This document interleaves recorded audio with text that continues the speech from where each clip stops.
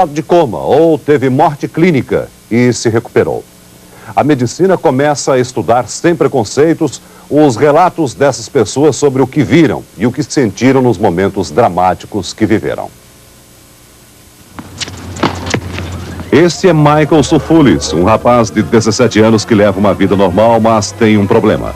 Ele sofre de uma doença que faz com que o coração dele seja igual ao de uma pessoa idosa. 4 anos atrás, Michael teve uma experiência incrível. Walking down here with my friends. Michael conta à repórter Jennifer Byrne que estava andando na rua e de repente teve um colapso e caiu no chão. Como se tivesse morrido? Pergunta a repórter.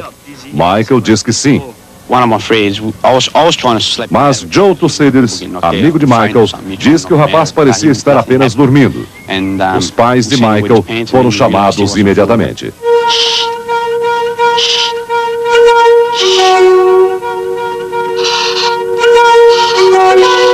Michael, na verdade, teve um ataque cardíaco.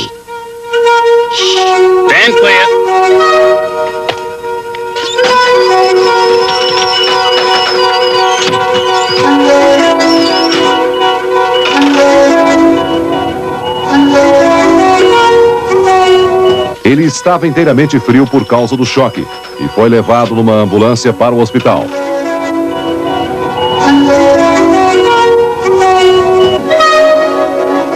Mas a mente de Michael estava muito longe dali.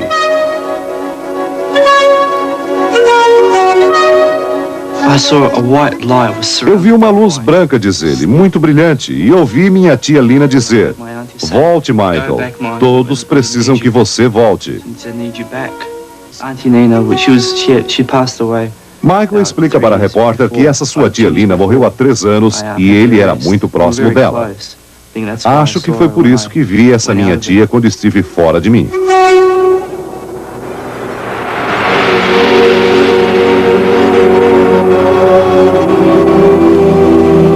Para os especialistas, o que Michael teve foi uma experiência de atravessar a fronteira da morte. Um fenômeno que ainda está sendo estudado por alguns cientistas e que é muito mais comum do que se imagina. Pessoas que voltaram do estado de coma ou estiveram clinicamente mortas contam, por exemplo, terem sentido o corpo delas sendo levado, flutuando através de túneis, em direção a luzes brilhantes ou figuras estranhas, como se fossem anjos de luz.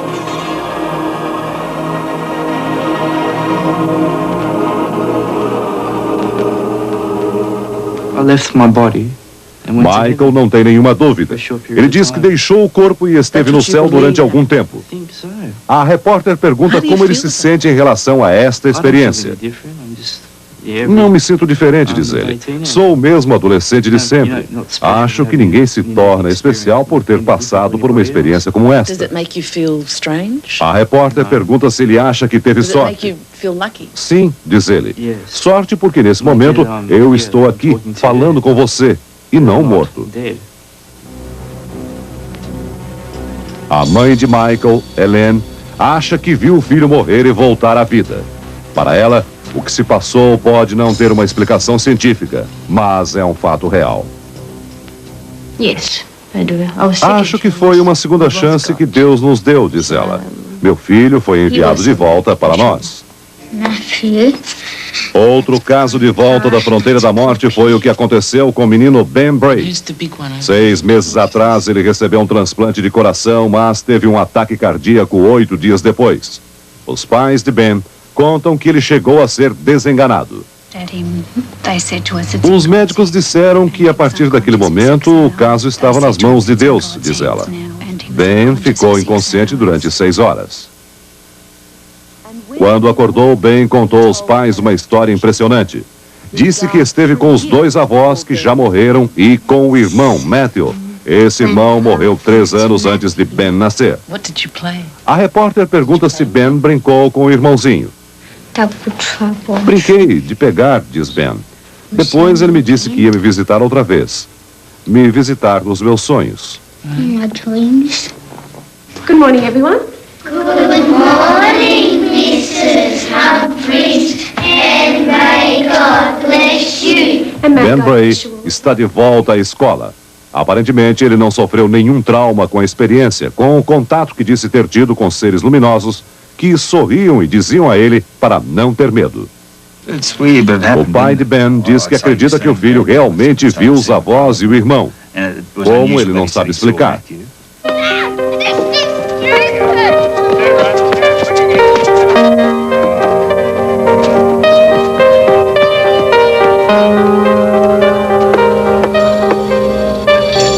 O que quer que tenha acontecido com Ben durante as horas de coma foi, sem dúvida, muito real para ele. O que não se sabe é se ele entendeu o que se passou. Talvez ele venha a entender melhor com o passar do tempo, diz o pai. E você entende? Pergunta a repórter. Não completamente, diz ele. É difícil saber o que se passa na mente humana. O que sei é que eu tenho um filho saudável que passou por uma experiência muito rara de acontecer a um menino de 7 anos. Talvez isso o tenha tornado mais amadurecido. Eu espero que sim. Maybe it's going to make a hell of a adult out of him. I'm not sure. Well, let's see how this guy's been doing. O pediatra Melvin Morse, de Seattle, estado de Washington, é especializado em ressuscitamento de crianças e adolescentes. Há 8 anos, ele pesquisa relatos de pessoas que voltaram do estado de coma ou estiveram clinicamente mortas. I had always thought that when you died, Antes eu pensava, diz ele, que quando uma pessoa morria, simplesmente entrava na escuridão. Quando ouvia relatos de pessoas que voltavam da fronteira da morte e falavam de luzes, achava que não passavam de sonhos, fantasias que não mereciam uma pesquisa mais séria. E o que foi que mudou sua opinião? Pergunta a repórter. Foram as incríveis semelhanças entre os vários depoimentos que ouvi, diz ele, e principalmente o depoimento de uma adolescente, Crystal Westlock, que me impressionou por sua firmeza e sinceridade. Eu estava num lugar totalmente escuro e olhei para cima e vi um túnel com uma luz.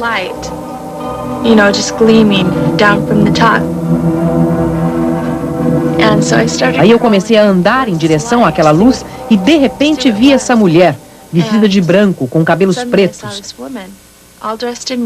Ela veio em minha direção e quando chegou perto, me pegou pela mão e disse: Crystal, eu sou Elizabeth, seu anjo da guarda. Eu vou ajudar você. Crystal Westlock estava numa festa de aniversário quando acidentalmente caiu no lado fundo de uma piscina. Quando caí, eu me lembro de ter batido no fundo e de ter pensado que eu precisava subir para respirar. Mas depois disso, fiquei inconsciente. Durante 3 dias, Crystal ficou em estado de coma profundo. Ela diz que sentia que flutuava em torno do próprio corpo e via os médicos em volta dela. Ficou então imaginando se estaria morta. A última vez que me lembro de ter pensado isto foi quando tive a chance de olhar para baixo, para o meu corpo na mesa de operação, os médicos colocando tubos no meu nariz e na garganta. Fiquei assustada com isso, e aí olhei para o outro lado. A repórter pergunta onde Crystal acha que estava. No céu, diz ela. 9 anos depois, o caso de Crystal ainda é considerado um dos mais impressionantes. Na época, muitos médicos duvidavam, achando que tudo não passava de fantasias da mente de Crystal. Como você pode ter certeza de que tudo não foi apenas um sonho? Pergunta a repórter. Não, juro que não foi sonho, porque eu dificilmente me lembro dos sonhos. E quando lembro, eles não são muito claros para mim. Mas esta experiência que eu tive foi clara como o dia. É o mesmo que eu estar aqui falando com você agora.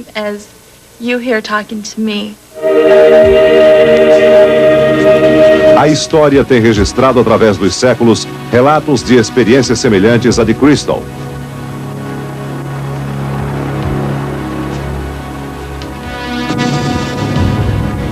A ideia de a alma deixar o corpo vem desde os antigos gregos e egípcios. E ao contrário do que se pensa, estes depoimentos não têm nada a ver com crença religiosa. Não existe nenhum conteúdo religioso no que as pessoas contam, diz o Dr. Morse. A experiência típica das crianças que eu entrevistei leva menos de 20 segundos para ser contada. Elas dizem que aconteceu uma coisa estranha com elas. Sentiram que estavam flutuando fora do corpo. Viram uma luz muito brilhante. E pronto. É só isso. O Dr. Morse cita milhares de casos, entrevistou centenas de crianças e tem gravado uma rigorosa seleção de 50 casos que ele considera como experiências verdadeiras de pessoas que atravessaram a fronteira da morte. As pessoas que não acreditam nesse tipo de experiência, diz ele, acham que talvez tudo não passe de sonhos, de fantasias e até de uma reação psicológica ao estresse de estar clinicamente morto. Alguns acham que essas experiências ocorrem por efeito de remédios tomados durante os tratamentos e as luzes brilhantes sejam apenas as luzes normais de uma sala de operação. Mas, depois de 8 anos de pesquisa, nós demonstramos que nenhuma dessas explicações é correta. Eu considero a experiência de atravessar a fronteira da morte como um fato real e perfeitamente normal.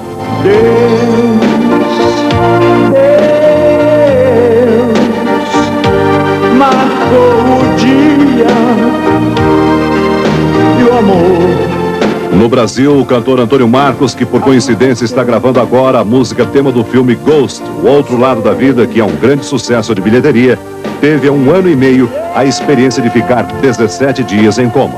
Uma experiência que ele conta ainda emocionado nesse depoimento à repórter Fernanda Esteves. Eu estava dentro de um lugar de vidro, todo fechado de vidro, cheio de tubo, amarrado. De repente eu olhei para a cama onde eu estava, de fora, e eu me lembro que a Débora Duarte foi me visitar.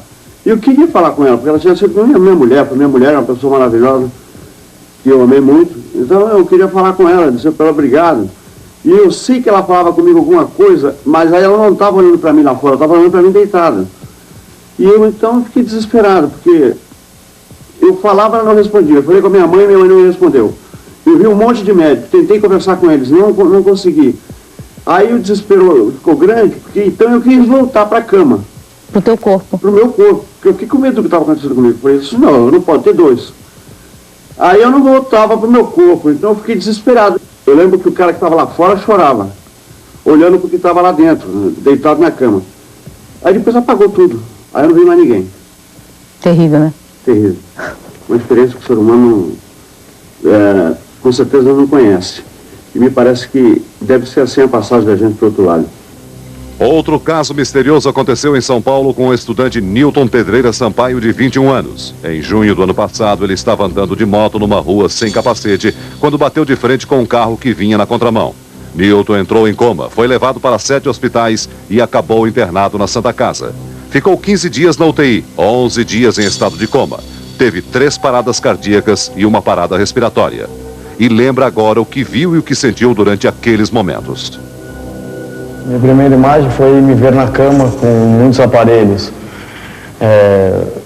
E vendo aquilo, me vendo cheio de aparelhos, eu ficava desesperado, fiquei louco para voltar e eu não achava uma saída para mim. E ao mesmo tempo, eu me via do outro lado, numa paisagem bonita, com muitas árvores e muita gente conversando, pessoas vestidas de branco. E entre crianças e pessoas idosas, elas conversavam entre si. E entre elas eu encontrei um amigo meu, Zé Luiz, que exatamente há 1 ano e meio atrás ele sofreu um acidente de moto, praticamente igual ao meu. Mas só que ele, infelizmente, não teve muita chance, ele faleceu. E ele me falava, Newton, fique tranquilo que você vai voltar no seu mundo lá fora, que você tem muita coisa para fazer ainda. Ele me falava, você não precisa ficar preocupado. Eu só te aviso que a sua noiva, Priscila, ela deve pedir muito para você. Que ela fala que não foi a hora certa, exata de você deixá-la. Então ela tem que pedir muito por você ainda, para que você volte e para que vocês sejam felizes. Eu sentia que ela estava do meu lado, com as lágrimas dela, que ela deixava cair no meu rosto, no meu corpo. E quando eu sentia aquilo, eu ficava tão emocionado, minha emoção crescia cada vez mais. E eu ficava tentando dar um sinal para ela, me comunicar de algum jeito com ela. Até que um dia eu consegui derrubar todos os aparelhos da UTI. Depois de 15 anos de experiência em centros de tratamento intensivo de hospitais do Rio, o médico Marcos Nibel se considera fascinado pelos depoimentos de pessoas que entraram e saíram do estado de coma. Eu realmente acredito que muitas dessas descrições possam realmente estar ligadas a essa proximidade da morte. É conhecido o fato de muitos doentes descreverem que entram como se fosse num túnel escuro e que, bom, quando voltam, elas conseguem sair desse túnel. A entrada nesse túnel é uma coisa que lhes faz muito mal e elas tentam sair desse túnel e quando conseguem, isso significa que estão saindo do estado de coma. Então, quem sabe, realmente, isso não tenha nada de fantástico e talvez isso nos ajude a explicar daí para diante alguma coisa. Na sua opinião, a medicina deveria ser mais liberal com essas histórias que as pessoas contam quando voltam do estado de coma? Sem dúvida, e a medicina cada vez é mais liberal. Nós que somos da geração dos centros de tratamento intensivo, que vemos doentes muito próximos daquilo que a gente chamaria de morte, nós nos vemos com fatos e com ocorrências que nos mostram que nós precisamos cada vez mais sermos mais liberais e menos